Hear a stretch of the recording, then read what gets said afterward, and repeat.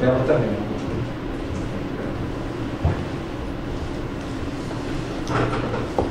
Bem, boa tarde. Dia 7 de abril de 2017, na sede da Procuradoria-Geral da República, presentes os membros do Ministério Público Eduardo Pelela, Ronaldo Queiroz, Pedro Costa e Sérgio Bruno. Compareceu o senhor Joézer Batista, acompanhado do seu advogado, Dr. Francisco Assis e Silva, para prestar esclarecimentos. Bem, senhor Joézer, o senhor já contextualizou a vinda aqui do senhor no termo de depoimento 1. Nesse termo de depoimento 2, nós gostaríamos que o senhor abordasse especificamente essas provas que o senhor nos apresentou, especificamente as recentes gravações que o senhor nos forneceu agora. Eu queria que o senhor fizesse isso de uma ordem cronológica e contextualizasse em que situação, em que contexto se dá essas gravações. Tá, Sérgio, boa tarde. Para começar, eu conheci o presidente Michel Temer, já tem 5, 6 anos. A primeira gravação, então, é com o presidente da República. O presidente Michel Temer eu conhecia há 5, 6 anos atrás, ele já como vice-presidente. Quem me apresentou ele foi o ex-ministro Wagner Rossi, nomeado por ele. E eu, ao longo desses anos, 5 anos, eu mantive relacionamento direto com ele, nunca teve intermediário, sempre através de... Ele me ligava, eu ligava para ele me mandava mensagem, enfim. Eu fiz várias visitas a ele, seja no escritório dele da Pan-Americana, seja lá no Jaburu, ou lá no outro escritório de advocacia que ele tem em São Paulo. Até o dia quando ele virou presidente da República, daí para frente, o então ministro Gedel, que eu já conheço de longa data, me procurou e me disse que mantivesse a continuidade do contato com o presidente se daria através dele, pelos motivos óbvios da agenda do presidente Michel passar a outra condição agora. Assim, a gente se relacionou ali através do Gedel, as minhas demandas, as questões que eu necessitava em relação ao governo, foi passado através do Gedel, até que o ministro Gedel caiu, né? E caiu e eu fiquei ali sem interlocução. Eu ainda falei algumas vezes com o ministro Gedel até ele ser investigado. Quando ele passou a ser investigado, aí eu como investigado também, eu não pude mais falar com o Gedel, pela proibição da justiça. Foi onde eu procurei o Rodrigo Rocha Louro, perguntando para ele, dizendo que queria tomar um café com ele para discutir, que eu queria trocar ideia com o Rodrigo, que eu precisava falar... Só fala para a gente, quem que é o Rodrigo Rocha Louro? Ele ocupava o cargo no governo? Rodrigo, ele é um suplente de deputado, ele é suplente do ministro da Justiça, ao Serralho, né? Quando ele assumiu o ministério, o Rodrigo passa então a ser deputado. Isso recentemente agora? Agora, recentemente. Mas quando eu liguei para ele ainda estava no Palácio. Ele era para o cargo disso? Eu não sei oficialmente, ele é assessor da presidência. Assessor do Michel? Assessor da presidência. Eu liguei para o Rodrigo, falei, Rodrigo, eu precisava falar com o presidente Michel. E aí, isso era um sábado, aí passou um pouco mais tarde, ou no dia seguinte, o Rodrigo me ligou, até me comentou que o Michel teria me ligado. Eu olhei no meu celular, tinha realmente uma ligação de Brasília, 061, às 5, 6 horas da tarde. Eu não conferi se essa ligação era dele, mas eu imaginei que sim. Mas no domingo, o Rodrigo me sugeriu que a gente tomasse um café no lobby de um hotel, na segunda-feira. Na realidade, eu não conheço, não tinha intimidade nenhuma com o Rodrigo. Eu me encontrei com o Rodrigo, mas eu sempre soube que ele é assessor, enfim. Se você falou o nome do hotel? É no Fazano, aqui do centro de São Paulo. No hotel Fazano, no lobby, encontrei era meio-dia, ele até se atrasou um pouquinho, chegou meio-dia e 15. E ali eu não tinha intimidade com o Rodrigo e não sabia o que eu poderia conversar com ele, o que eu não poderia. O que eu pedi ao Rodrigo, falei, Rodrigo, eu repeti essa história, pedi a ele que, olha, eu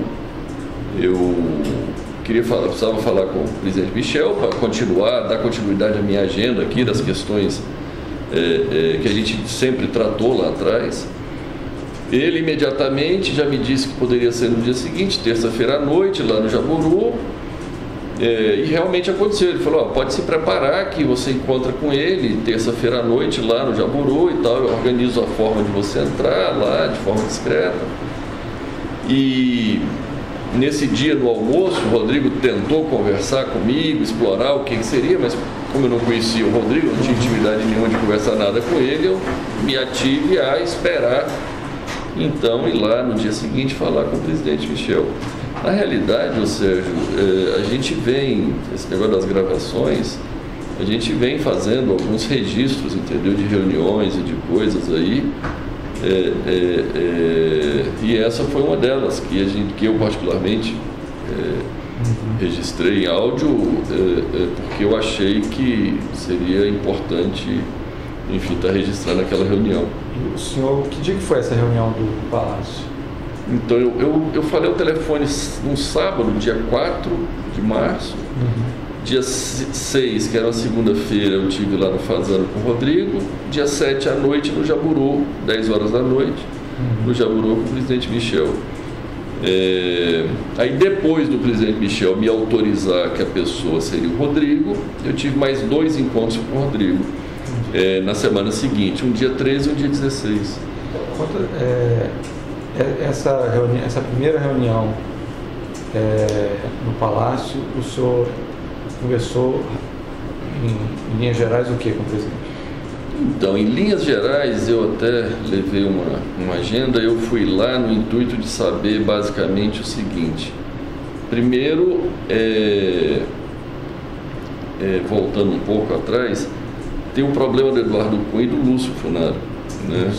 Que o Lúcio Funaro é o operador financeiro do Eduardo, do esquema PMDB da Câmara, né? O esquema PMDB da Câmara é composto pelo presidente Michel, Eduardo, enfim, alguns outros membros. Eu fui lá dizer que, olha, o Eduardo está preso, o Lúcio está preso, e a gente paga lá uma mensalidade para o Lúcio, até hoje, e...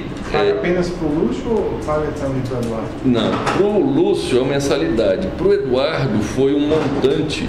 A gente, depois que ele foi preso, a gente pagou 5 milhões de um saldo de dívida que ele tinha créditos, supostos créditos, né, por ilícitos lá de propina,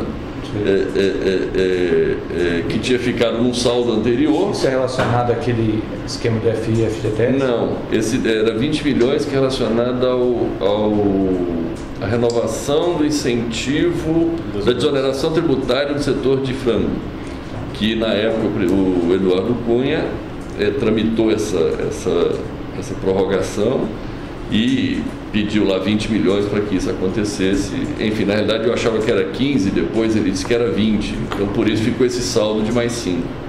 E aí eu fui lá falar com o presidente exatamente isso, que tinha acabado o saldo do Eduardo, que eu tinha pago tudo, estava tudo em dia, mas tinha acabado.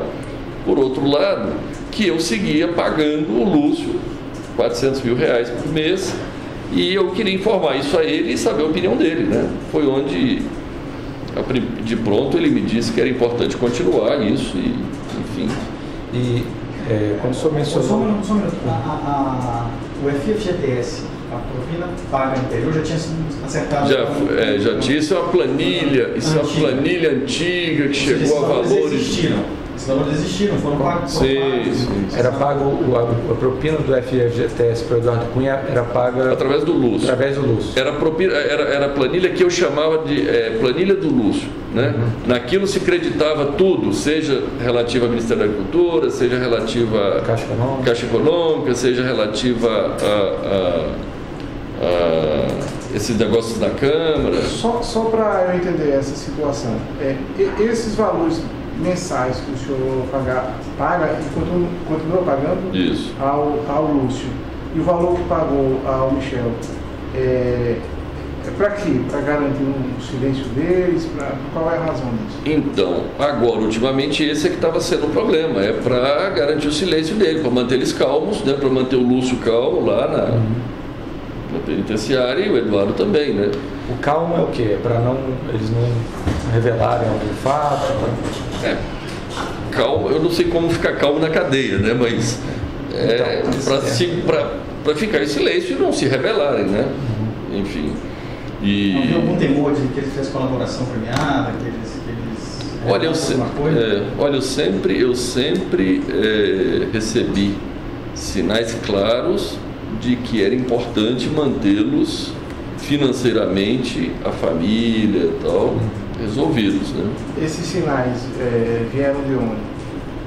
Começou porque assim que ele foi preso, foi muito perto de... O presidente Michel já tinha assumido, né? Foi inicialmente através do Gedel, e aí, quando o Gedel foi investigado, não podia conversar mais com ele, eu fui lá falar com o presidente.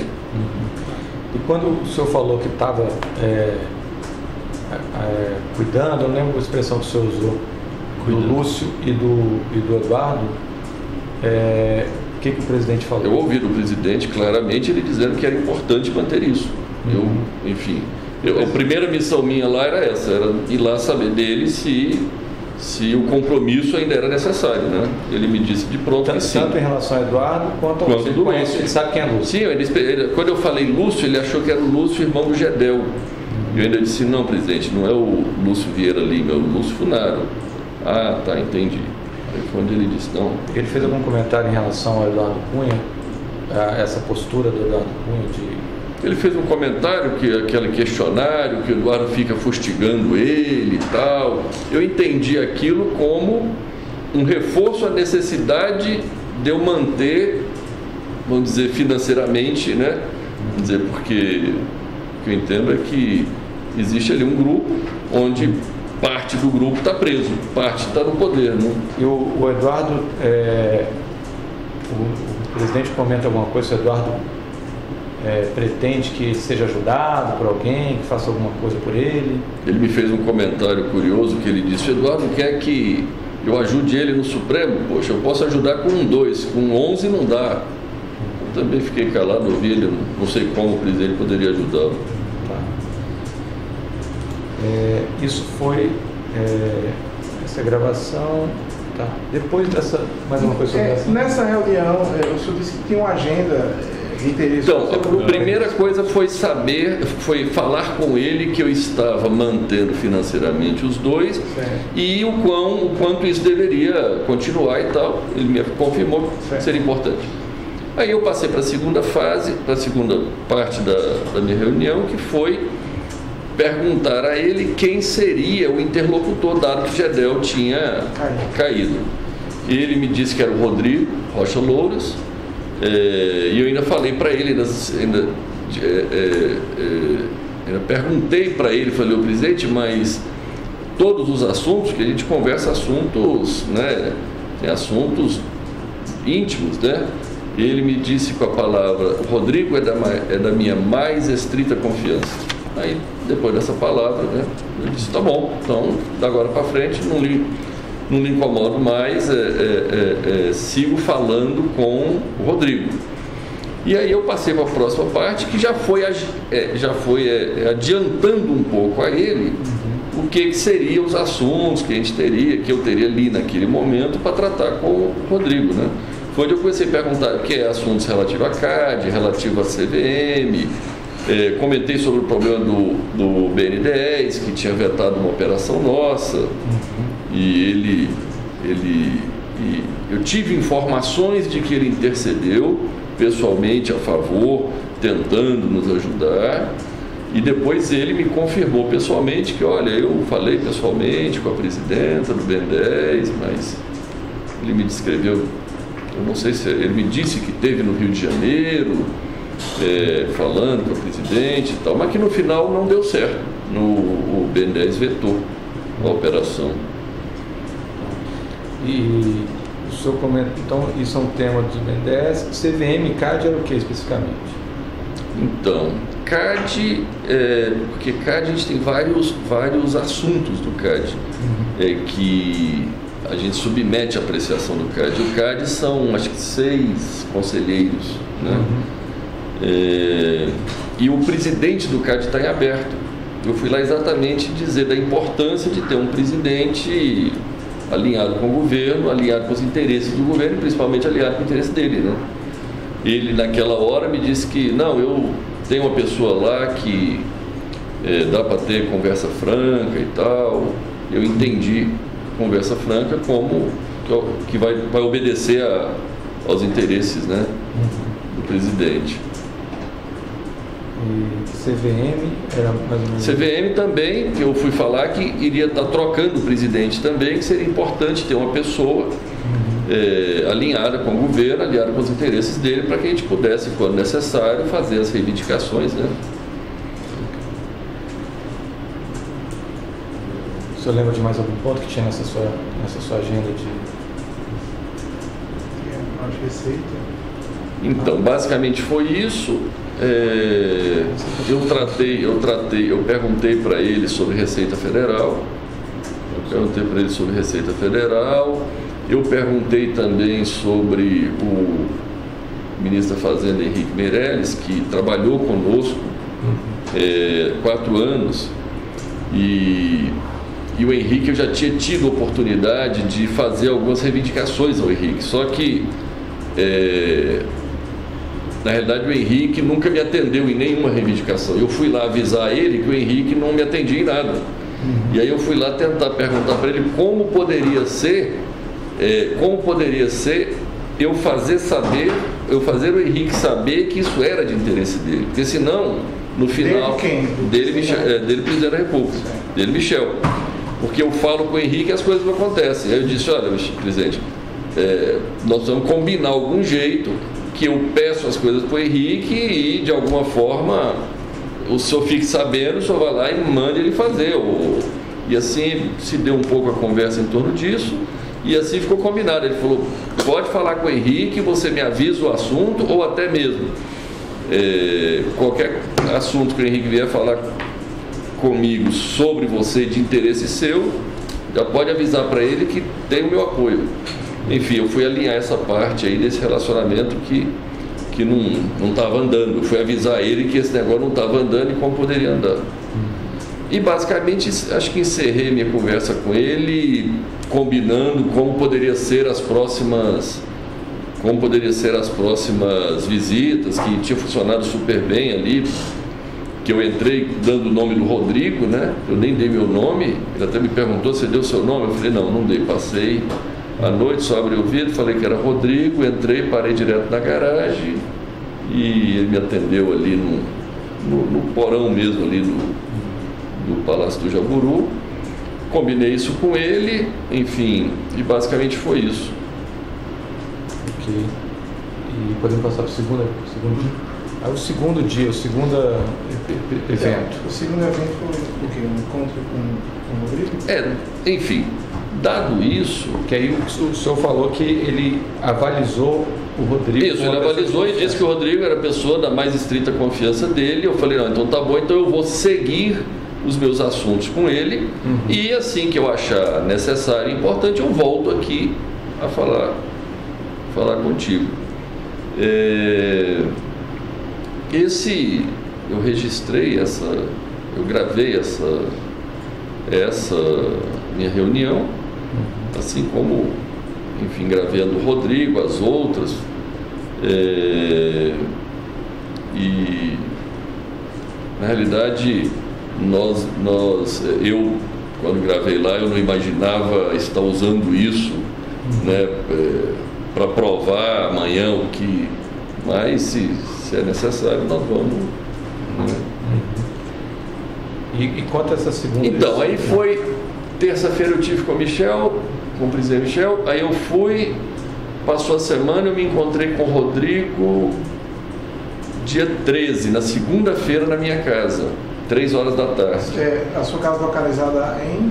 No Jardim Europa. São Paulo. São Paulo, isso. Ele foi lá em casa, 3 horas da tarde, e eu comecei as tratativas com o Rodrigo. Eu disse: Rodrigo, já que o presidente me perguntou como foi a reunião, eu disse: foi muito boa, tratei, estou mandatado aqui a falar contigo, você é a pessoa da mais estrita confiança do presidente Michel, então vamos seguir. Eu peguei a lista de assuntos, que era o CAD, CVM, por aí vai, Receita Federal,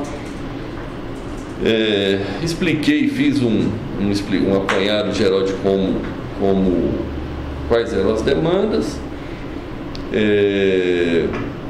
e o mais iminente ali era a questão do CAD, que tinha uma reunião logo em seguida e tal. Eu falei, Rodrigo, vamos focar na questão do CAD, a gente resolve o CAD e depois a gente vai para as outras demandas. Só uma pergunta, isso foi dia 15?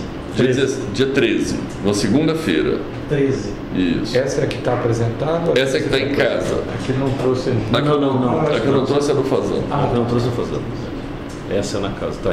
Lá em casa, dia 13, foi onde eu comecei as tratativas iniciais mais macro e fiquei combinado de dia 16 ir na casa dele, já com as questões mais específicas, detalhadas. Então deixa eu entender, a conversa com o presidente foi dia?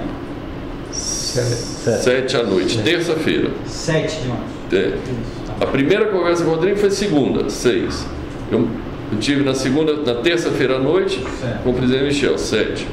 Aí eu tive na outra segunda, o Rodrigo esteve lá em casa. Dia 13. Aí eu tive na casa do Rodrigo dia 16, quinta. Isso. Aí quinta eu tive lá com aqueles mesmos assuntos mais detalhados. Eu levei 2 casos específicos, que era o caso do CAD e o caso da Receita Federal.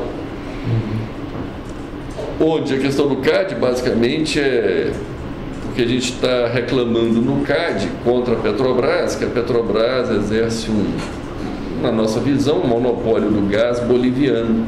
E nós temos uma termoelétrica que vive do gás boliviano. A Petrobras tem um contrato onde ela tem a preferência total de todo o gás. E ela compra todo o gás e eu fico sem o gás para rodar, para funcionar a térmica. É uma térmica grande, de 480 megas. Localiza onde? Em Cuiabá. O senhor explicou isso para o Rodrigo, o que ele fez? Ele entendeu perfeitamente, ele fez várias perguntas, ele se interessou, ele foi bem diligente, entendeu perfeitamente. E depois, quando estava claro para ele o que era a situação, ele ligou para a secretária dele, pediu para conectar com alguém do CAD que eu não conhecia. Ele até botou em viva voz para me ouvir.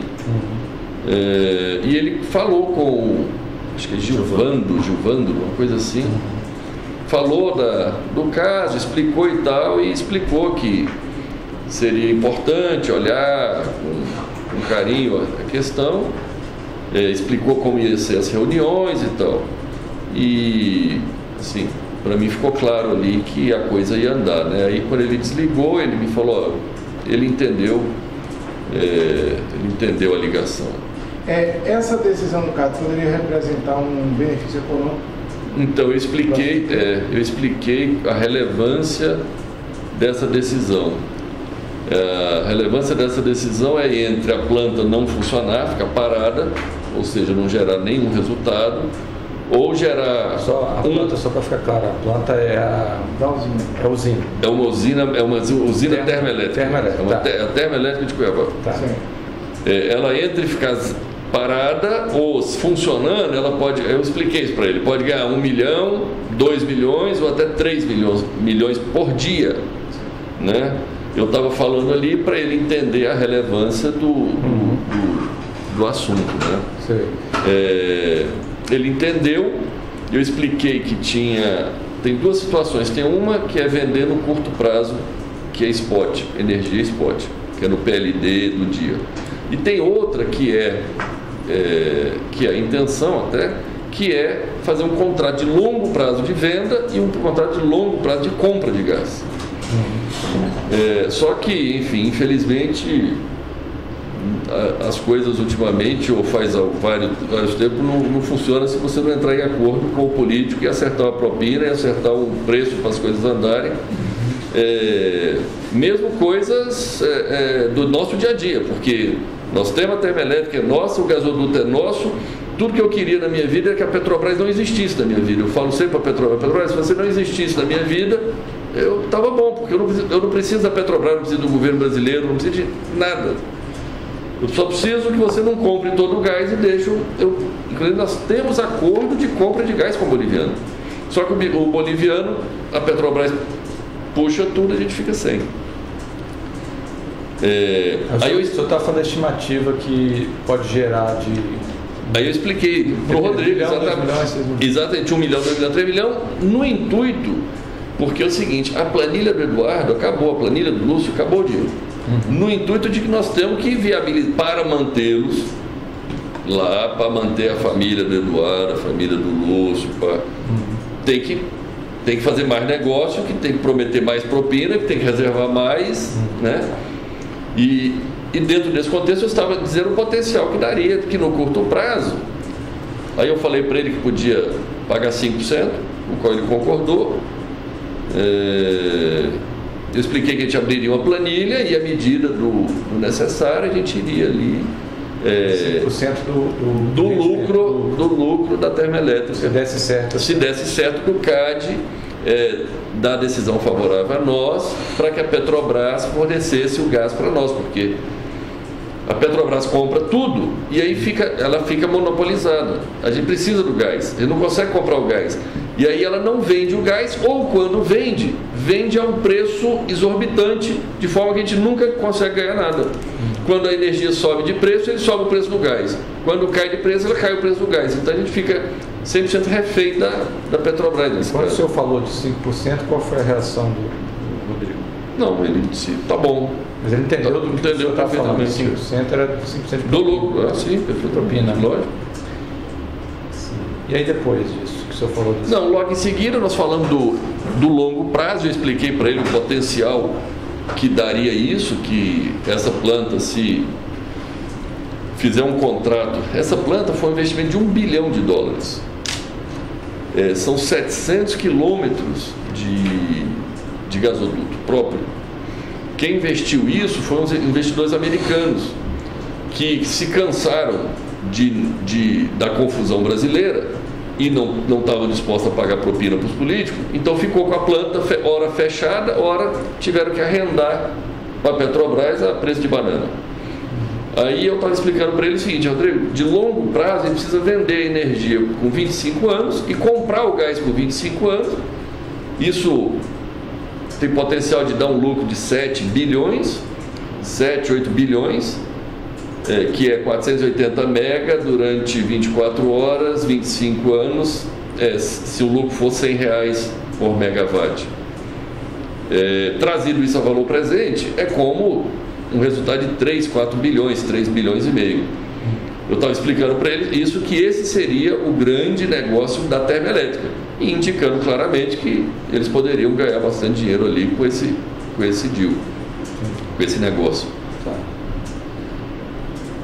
E aí? Então o senhor tratou da agenda do CAD, deixa eu explicar. Tratou da agenda dos outros órgãos também? Então, terminou o negócio do CAD, eu fui falar do outro assunto que eu levei especificamente para ele, que também é outro problema, que é o que os políticos mais souberam fazer ultimamente, é arrumar dificuldade para vender facilidade, né? Que tem um outro problema, é que os créditos fiscais gerados na instância federal de PIS e COFINS, porque como nós somos um grande exportador, a gente tem um acúmulo muito alto de crédito de PIS e COFINS. A gente usa esses créditos para pagar as dívidas do INSS. Só que isso hoje é tudo via liminar na justiça. Aí eu estava falando para ele da importância de legalizar isso, de fazer algum, eu não sei, alguma lei, algum ato normativo para poder regulamentar isso. Inclusive explicando, por isso que eu digo criar dificuldade para vender facilidade, porque é o seguinte, eu estava explicando para ele que se você não paga o INSS, está devendo o INSS, mas você tiver uma restituição em dinheiro, o INSS vai lá e pega o teu dinheiro para pagar. O inverso não é verdadeiro. Se você tiver o crédito e quiser pagar o INSS, aí ele não aceita. Enfim, é uma questão mais, uma tecnicalidade. E ele me disse que teria plena condição de resolver, como sempre eles, tanto ele quanto o presidente Michel, eles sempre se articularam muito bem nas soluções aí das questões, quanto o Eduardo Cunha também era muito hábil. A solução seria ele deu alguma sugestão de... Eu não entendo muito bem de legislação, mas ele me falou lá algumas ações que ele poderia tomar, que ele tinha gente lá, que ele poderia viajar. Eu já conhecia esse assunto, esse tema. Ele já conhecia, ele sabia desse assunto, ele até me comentou que esse assunto já estava na Câmara, já tinha na Câmara um assunto relativo a isso. Mas tinha outras pessoas pleiteando, outras a esse assunto? Então eu não me recordo. O senhor tratou da CVM também? Então, da CVM eu perguntei para ele, da CVM eu não tinha nem tenho nada específico hoje lá, eu expliquei isso para ele. Mas eu falei para ele exatamente da necessidade de ter um presidente alinhado com os interesses do PMDB da Câmara, do presidente, enfim. Ele falou que, ele na hora pegou o telefone, ligou para o secretário, esqueci o nome, acho que é o segundo ali do Ministério da Fazenda, e aí botou no Viva Voz também, falou, explorou, o secretário disse que já tinha nomeado, já tinha escolhido o nome da pessoa, e que seria nomeado logo em breve. Eu percebi que o Rodrigo não conseguiu avançar muito mais com esse secretário, eu acho que ele não tinha a mesma intimidade com esse secretário do que demonstrou com o outro do CAD, né? Então ali ele ficou mais contido. Aí ele desligou e ainda disse, eu não quis perguntar quem era, o nome do... Ele não revelou o nome. Não. E aí ele também não teve, acho que não teve coragem, de perguntar quem era o nome e tal. Ele faz ele ligar assim, no Viva Voz e colocar para você ouvir... Olha, eu fiquei surpreso, viu? O senhor interpreta isso como? Queria mostrar que estava... Como eu não conhecia ele, né? O que eu entendi é que ele estava querendo me mostrar que ele era muito bom articulador que ele era... Porque eu não conhecia ele, eu tratava com o Eduardo antigamente, tratava, né, depois do Eduardo, Eduardo Cunha. Eduardo Cunha. O que eu entendi é que ele queria mostrar o quão proativo ele era, né? O quão eficiente, talvez. PGFN, o senhor tratou? Tem algum problema? Então, não, quando a gente fala da Receita, é a PGFN. É Procuradoria Geral Fazenda Nacional. E toda essa história que eu te contei é da PGFN. Quando fala Receita, é PGFN. Entendo. Ele comentou também, você está me falando aí um negócio que eu não tinha lembrado, ele comentou também que eles estavam vendo para trocar o secretário da Receita, o Rachid e tal, que eles estavam olhando para fazer mudanças e tal. Vocês conversaram também, o senhor falou que conversou sobre a situação do Eduardo Cunha e do Bolsonaro com o presidente Michel Temer. Você também conversou com o Rodrigo Loures sobre essa situação do Funaro e do Eduardo Cunha? No dia na casa dele, eu sempre, no dia na casa dele, depois que eu falei lá da propina dos 5%, da planilha que a gente abriria e tal, quando a gente estava saindo, eu voltei a falar com ele, com o Rodrigo, que o Lúcio tinha até ficado nervoso essa semana e tal. Ele falou, mas nervoso por quê? Eu falei, não, porque atrasamos o pagamento para pagar e tal. Eu falei, mas não tem porquê. Enfim, eu expliquei para ele, eu disse, mas já está tudo calmo, tudo tranquilo.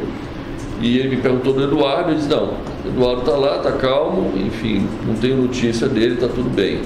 Enfim, aí terminou meu encontro. Mas isso foi no mesmo contexto, então, ele também havia essa preocupação de deixar calmo o Eduardo e o Lúcio. Ele perguntou alguma coisa, como é que eles estão? O Rodrigo em si nunca me falou diretamente, até porque eu não sei se o Rodrigo sabe o quão importante é manter foi o primeiro encontro que eu tive com o Rodrigo e eu tive com o Michel quando era mais o Gedel e o Michel, era bastante consolidada a ideia de que todo mundo sabia o que estava acontecendo. O Rodrigo, eu conheci ele, foi uma, duas conversas, né? Eu tive com ele 3 vezes. Né? Enfim, porque eu não me relaciono com o Rodrigo, né? 100% do meu negócio é com o presidente Michel.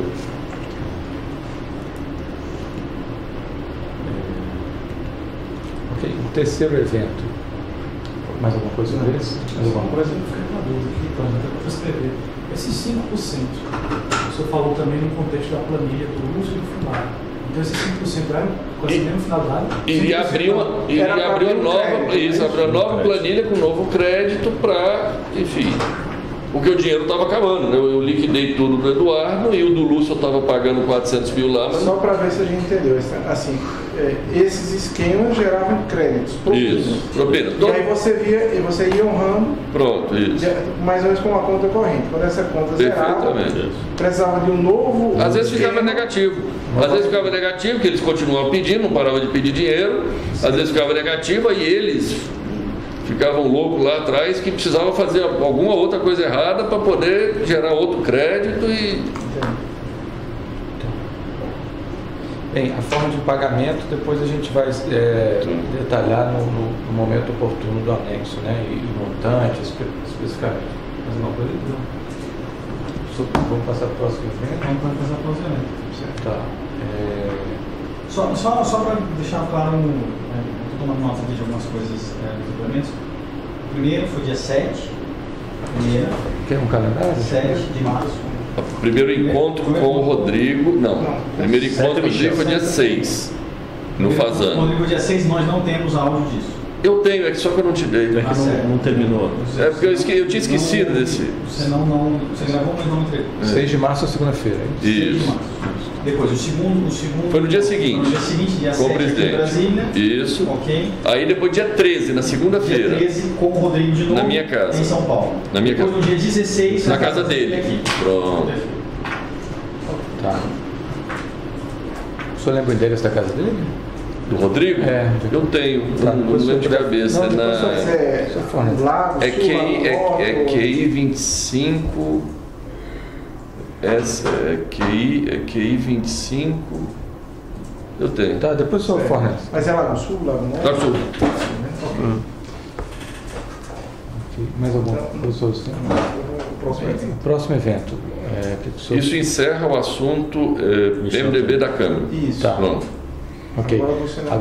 Então, então o senhor vai falar de um evento que Teve outro evento que eu também registrou. registrei também, trouxe aqui para vocês, que enfim, de um senador do Aécio, Aécio Neves. o qual eu conheci ele na campanha de 2014 e nós fomos o maior doador de campanha deles. Em 2015,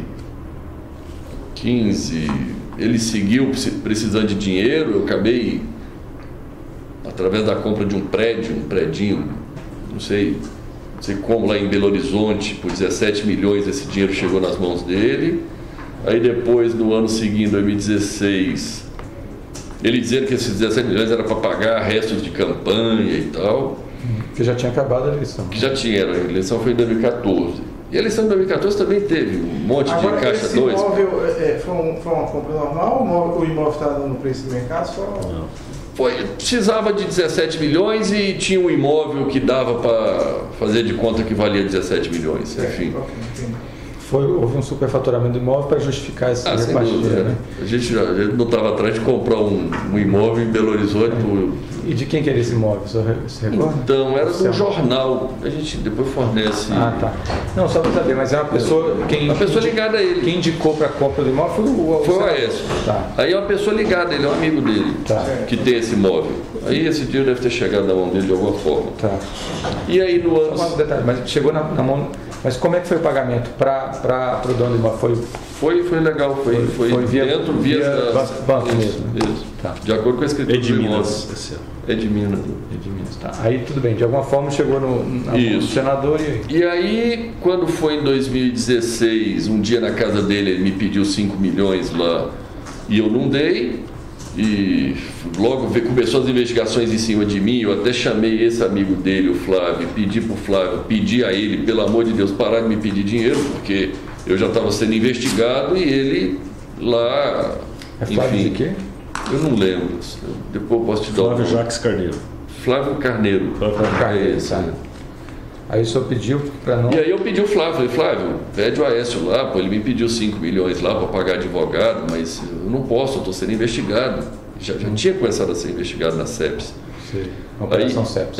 Aí ele foi, acho que falou com a ESP, tanto é que a ESP parou de me ligar, nunca mais me ligou. Aí quando foi... Aí tinha sumido, a ESP tinha sumido. Quando foi agora em janeiro... Quando foi agora em janeiro ou fevereiro? Em fevereiro, eu recebo, enfim, uma ligação de um amigo em comum. Fevereiro de 2017. Isso.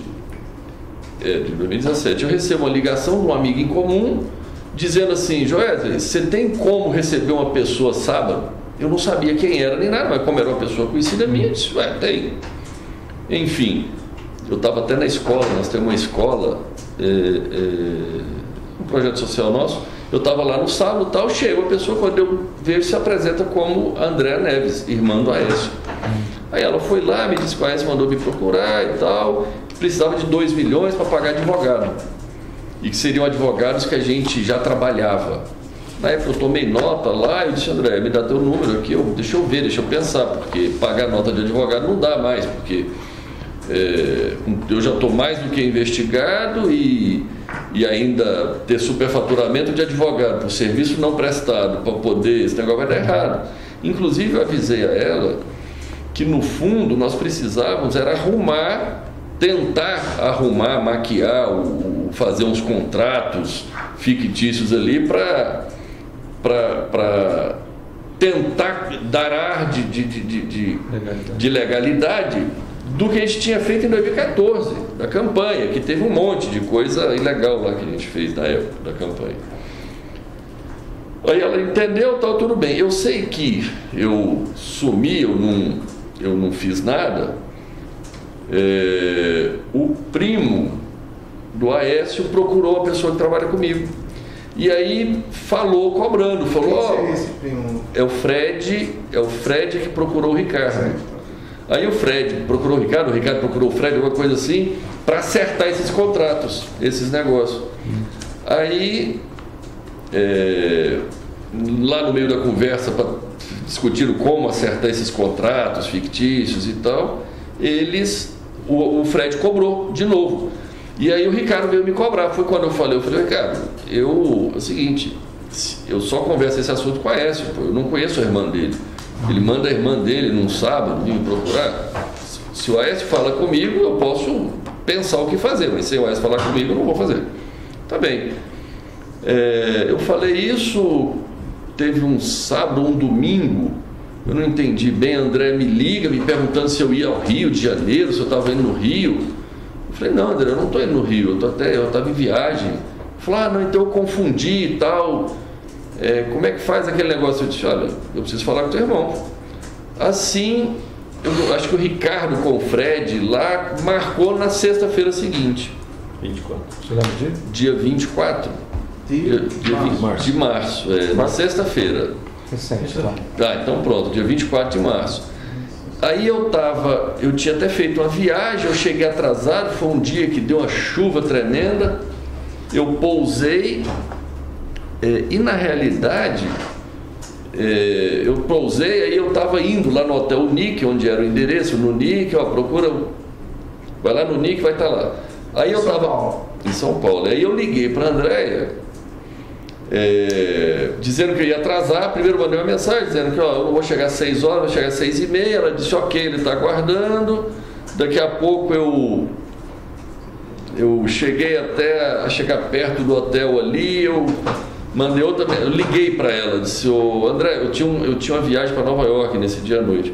Falei: André, eu acho que não vou conseguir ir lá encontrar o Aécio, porque eu tenho uma viagem para Nova York e eu estou enrolado aqui. E ela no telefone se mostrou exaltada, dizendo: não é possível, tal, não me fala isso. Aí eu falei: não, tudo bem, deixa eu ver se atraso meu voo para Nova York, eu vou lá. O senhor tem registro essa ligação para ela? Eu tenho mensagem de texto, e ligação deve ter as ligações, eu tenho a mensagem que eu mandei para ela, que ela me mandou. O senhor vai fornecer isso para nós? Com certeza. Aí eu falei: tá bom, então eu vou lá. Cheguei lá, já tinha uma pessoa, devia trabalhar com ele, me esperando. Eu subi no quarto, no 7º andar. Aí cheguei lá, enfim, ele estava meio exaltado, acho que falando com algum repórter, porque alguém... Quando o senhor subiu direto ou se identificou na... Não, eu subi direto. Tinha alguma pessoa me esperando lá na porta já, do hotel. Quando eu cheguei, essa pessoa que eu não conheço, deve trabalhar com ele, já me levou direto, subiu, eu não fiz registro nenhum. O senhor chegou com o seu carro? Com o meu carro, parei no valet e subi. Tá. Aí subi, fui direto lá, cheguei lá, ele estava meio exaltado, acho que falando com algum repórter, algum jornalista sobre algum problema, acho que sobre a delação da Odebrecht. Aí desligou e tal, ainda reclamou que o pessoal da Odebrecht delatou ele e tal. Enfim, eu fiquei calado. Ele sentou, acalmou um pouco lá e aí se deu, nós começamos a conversar. E qual foi o primeiro ponto do diálogo da conversa? Então, basicamente, a conversa com a Aécio... O senhor, quem marcou foi ele que tinha uma pauta ou o senhor também tinha uma pauta? Porque ele queria os 2 milhões, né? 2 milhões. Mas antes de tocar nesse tema, ele falou de alguma coisa quando ele desligou? Qual foi o comentário dele sobre ele? Então, com a Aécio, primeiro ele se mostrou bastante incomodado com o negócio da delação da Odebrecht. Depois ele fez comentários em relação à necessidade, que ele tinha conversado com o Rodrigo, tinha conversado com o presidente Michel na necessidade. Rodrigo Maia, né? Presidente da Câmara, que eu não conheço. Aí falando que negócio do abuso de autoridade, que tinha que aprovar o abuso de autoridade, tinha que aprovar o negócio do Caixa 2 para poder resolver os problemas, se livrar desses problemas e tal. Aprovar o negócio do Caixa 2 é o quê? É a lei, né, do Caixa 2 para anistiar o Caixa 2 para resolver. Inclusive eu comentei com ele, eu falei, pois é, Aécio. Inclusive porque é o seguinte, eu relatei para ele, eu falei, até chamei o teu pessoal lá, o teu primo, o pessoal, está reunido lá, vendo como é que nós vamos fazer os contratos fictícios ali para dar ar de normalidade naquilo, porque... Enfim, eu expliquei para ele que tem vários, tem de publicidade, tem de pesquisa, tem de toda a natureza. Da época da campanha, 2014, eu expliquei para ele que, apesar do Lúcio Funaro estar preso, vamos dizer, a única coisa que está dando certo até agora é um contrato fictício que eu tenho com o Lúcio, de 100 milhões, e que eu falo na imprensa que tem esse contrato e tal, né? Enfim... Aí eu falei, olha, tem que dar de normalidade. Ele falou, não, mas nós vamos dizer que terça-feira seguinte estava acertado que ia passar a lei do Caixa 2, ia estar tudo resolvido e tal. Eu falei, pois é, mas depois tem a questão do abuso de autoridade. Ele falou, realmente e tal, enfim, se deu nesse ano. Logo em seguida eu falei para ele agora dos 2 milhões, eu expliquei para ele que não dá para pagar advogado, que ia ser remontar mais problemas. Eu sugeri ele de pagar em dinheiro. Eu falei para ele, falou, mas como paga? Eu disse, se for você que vai receber, eu pago pessoalmente. Se for alguém, eu mando alguém. Se for alguém que trabalha contigo, eu mando alguém que trabalha comigo. Resolvendo ali, ele nominou que seria o Fred, queria cuidar disso, terminado. Fred, o primo dele, terminada a história dos 2 milhões, que ia ser tranches de 500 mil por semana. Então seriam 4 pagamentos de 500 pagamentos de 500, isso. Não semanais consecutivos, porque a gente tem dificuldade de arrumar dinheiro, tanto dinheiro assim. Aí então deixa para marcar, mas tem uma periodicidade já definida ou não? Não. A semana liga, combina. É combinado entre você e o Aécio ou entre eu e o Aécio, que está combinado. A operacionalização se dá com o Fred e o Ricardo. Tá. Isso. Agora o Aécio não se mete mais porque a decisão foi tomada. Foi tomado 2 milhões, vai ser em dinheiro, vai ser o Fred, vai ser o Ricardo. Aí os dois se acertam. Tá. Desse valor, já houve algum pagamento? Teve acho que um. Teve o primeiro. O acerto foi dia 24. Dia 24. Esse primeiro pagamento, você sabe quanto foi? Acho que foi ontem. Ontem. Se concretizou mesmo? Tá. Quem fez o pagamento da sua parte? Foi o Ricardo. O Ricardo, que vai prestar depoimento ainda, né? Esse dinheiro, como é que foi? O senhor sabe detalhes? Como é que foi gerado o dinheiro? E foi em espécie, né? É espécie, recebimentos nossos. A gente recebe muito, a gente recebe na Coronel, mas recebe em espécie. E onde é que foi pago isso? Em que local? Puxa, eu não sei os detalhes, tem que ver com o Ricardo. Eu estava viajando, estava fora do país. O que mais que foi tratado nessa... Enfim, aí eu tenho uma questão. Esses 2 milhões, a irmã relata que era para pagar um advogado Dois- que ele estava dois precisando, advogados. ou era para receber por intermédio do advogado? O que eu quero dizer é o seguinte, ele já chegou a pedir dinheiro para pagar a dívida de campanha, etc. Esses 2 milhões, ele disse para Eu que não ele sei. ia usar? Não, eu Ou não os advogados seriam um instrumento Eu não sei. para transitar esse dinheiro? Mas quando pede sempre é para pagar alguma coisa, é o que você falou, né? Ou é a dívida passada de campanha, para financiar a campanha. Me corrija se estiver errado, o senhor falou mais cedo que era para inserir isso numa nota de advogado que já trabalhava com o senhor. Isso, para pegar um advogado que já trabalha conosco. Superfatura. Superfatura, põe mais Fazer 1 milhão. exercício. Isso, só que isso aí eu não aceitei. Ele falou, não, isso não dá. Vamos tentar pagar. Seriam os advogados? Eu não lembro de cabeça. Se for importante, eu tento pegar. Se eu puder trazer depois quem seriam os advogados. Então. Ele me falou na época, eu não sou ligado a ele, eu não conheço os O advogados. Ricardo sabe? Pode ser que saiba, tem que perguntar para ele.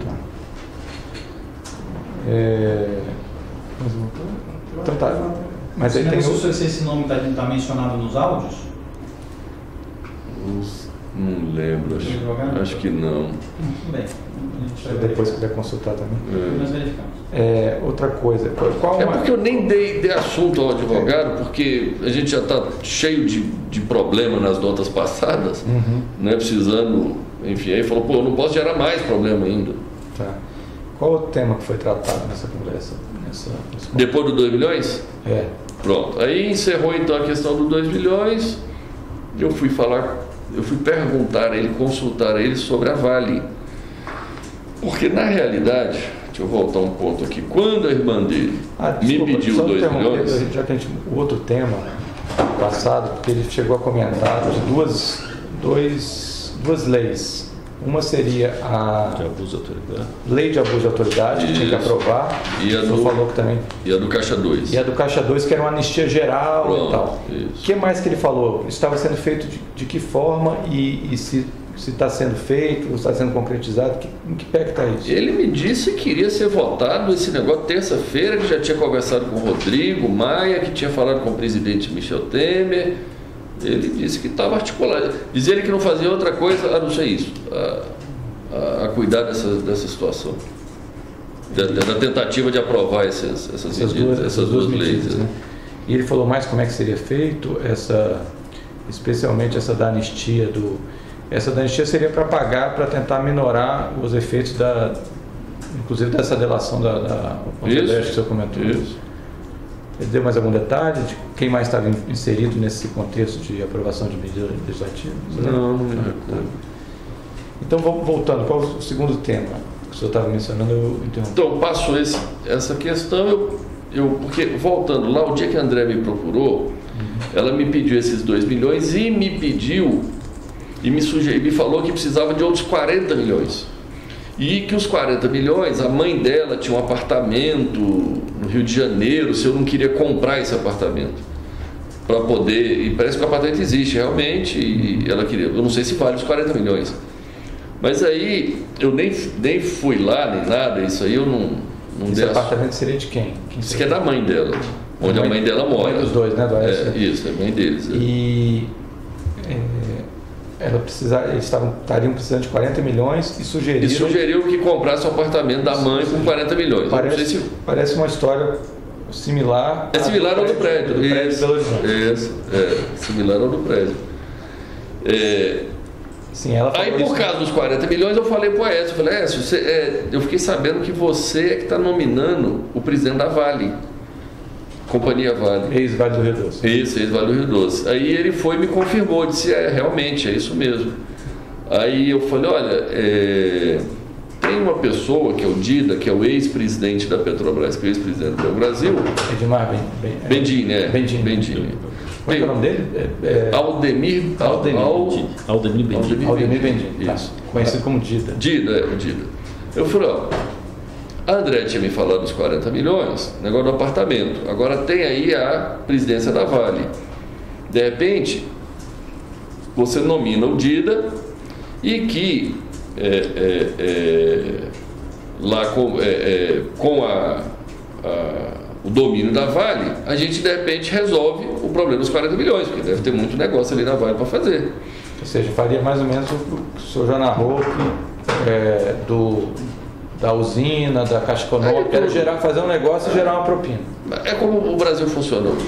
Os políticos, não existe nenhum outro interesse de nenhum político indicar um cargo se não for para receber vantagem financeira através do receber propina ali por malfeitos.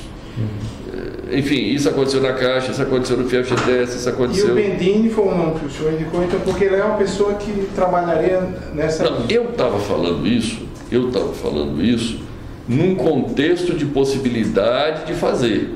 Aí eu falei, vamos fazer, porque aí ao invés de eu comprar um apartamento, a gente constrói, tal, tudo bem. Aí na hora de pronto ele disse assim, não, mas não pode, porque eu já nominei. Eu já coloquei uma pessoa lá, não posso te falar o nome, porque... Colocou ele, na verdade já tinha indicado. Já tinha indicado, não tinha saído ainda. Era sexta-feira, disse que o nome ia sair segunda-feira, e parece que saiu mesmo. Aí foi, segunda-feira, saiu o nome, aí eu entendi o que foi o presidente lá, voltando. Aí eu falei para ele, aí ele falou, não, aqui não dá. Que o presidente tal, diz ele que... Manipulou. Eu não entendo como, parece que a Vale tem uma governança para ter independência na eleição, na escolha do presidente. Mas parece que eles têm algum jeito de fraudar esse troço e virar presidente alguém com nominação política. Ou seja, a Vale deve recrutar no mercado alguém. Mas eles manipulam esse sistema aí para poder virar presidente ou indicado. Indicação política. Ele me explicou isso. Tá. Ele disse, olha, nós fizemos de um jeito lá que em tese é algo independente, mas na prática o candidato da gente vira um candidato, acaba ganhando. Pronto. Aí ele me explicou isso, mas me explicou de pronto que eu poderia escolher qualquer uma das 4 diretorias,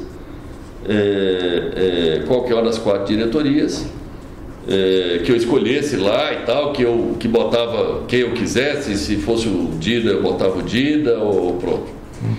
Enfim, aí eu não conheço a Vale, eu não conheço a diretoria. Eu falei, isso tá bom, deixa eu pensar. Aí ele fez muita questão de dizer, esse negócio de 40 milhões esquece, fala pro Dida esquecer disso. É o seguinte, todo o meu assunto é com você, falando em relação a mim. Todo assunto, acerto, eu não quero ter relação em contato com outra pessoa, quero, vamos dizer, nesse contexto, eu falei, não, tá bom, tá bem, já entendi. E aí ficou assim, o negócio da diretoria da Vale para poder ser, de repente, a solução para gerar o tal dos 40 milhões e coisa. E basicamente acho que no geral foi isso. Aí depois então, tem que pegar o áudio e lembrar de outros detalhes. Mais alguma coisa? Valela? Pedro? Eu só tenho, na verdade, uma dúvida. Lá atrás, voltando ao primeiro tema, você falou que tinha um esquema PMDB da Câmara. Isso. Lá atrás, no primeiro tema. Isso. Na hora que eu estava dando notas aqui, me passei. O senhor falou que havia alguns envolvidos, que eu sabia. Nominou o presidente Michel Temer e nominou mais algumas pessoas. E de novo, o senhor tem conhecimento de quem seria que participaria disso? Então, eu posso falar só dos que eu efetivamente fiz negócio, que é com o presidente Michel, com o Eduardo e com o Lúcio. Só para Eduardo Cunha e Lúcio Funaro. Isso é do que eu tenho conhecimento. Okay. Agora, que eu tenho conhecimento também que o Michel Temer foi quem, o presidente Michel é quem nominou Wagner Rossi na época, e ele é que nominou todos os ministros da agricultura até antes da Cátia Abreu. Foi a nominação dele. Eu ouço na imprensa que o ministro Eliseu Padilha, que eu nunca tive, eu conheço ele, mas nunca tratei de nada ilícito com ele. Aí tive já eu conheço o Moreira Franco, a minha vista aqui é o grupo do presidente Michel, né, que é o Moreira, Eliseu Padilha, o Gedel, o que eu ouço na imprensa, né? Agora, negócio, desse grupo, o negócio era através do Eduardo Cunha. Entendi. Tem mais um ex-parlamentar desse grupo? O senhor já teve algum tipo de negócio com o ex-deputado Henrique Eduardo Alves? Não, também não. Mas eu sei que é do grupo. Né? Eu ouço falar e sei, já ouvi deles ali, né? Na realidade, complementando aqui, tá? Eu ouvi isso, não é só da imprensa, né? Eu já ouvi isso deles. Deles, né? Tá? De que esse é o grupo deles. Entendi. Só para finalizar, já que a gente está falando de relação pessoal, o Lúcio o senhor conheceu como? Conheci em 2011 através de um amigo em comum, que foi assim que eu dei entrada no pedido do FIEFGTS. Na época eu achei que tinha sido uma coincidência. Hoje eu acredito que não foi coincidência. Eu dei entrada no pedido do financiamento do FIEFGTS, eu não conhecia o Lúcio nem ninguém. Na semana seguinte aparece um amigo em comum, foi lá no meu escritório e disse: Wesley, eu tenho uma pessoa querendo te conhecer. Aí foi lá, me apresentou, falou: esse rapaz se chama Lúcio Funaro, ele quer te conhecer, eu não sei o que é. Saiu da sala e me deixou sozinho com o Lúcio. Aí o Lúcio veio dizer: você deu entrada lá no FIEFGTS, no pedido, eu tenho como lhe ajudar, eu tenho pessoas lá e tal, e se referiu a Fábio Cleto. Tá. Foi daí para frente que isso acabou virando o modus operandi do Lúcio e do Eduardo, e que eu entendo do grupo ali, que ficam mapeando aonde você faz negócio, negócios legítimos seu no dia a dia. Vou dizer, esse negócio do FIEFGTS, nós construímos a fábrica. A fábrica existe, construiu, não foi desviado o dinheiro, a gente paga o juro, está lá. Só que, assim como os outros, eles ficam mapeando aonde é que você tem problema, onde é que você tem negócio, eles vão lá, criam um problema, criam dificuldade, você faz um acerto com eles, aí a coisa anda. Basicamente esse é o modus operandi dessa turma. Alguma coisa? Não, mais nada. Pedro? Tá. Então, o senhor quer falar mais alguma coisa sobre esse tema? Porque a gente ainda depois tem outros... Não, tem mais alguma gravação que o senhor queira mencionar? Não. Tá. Então vamos encerrar esse termo 2, dia 7 de abril de 2017.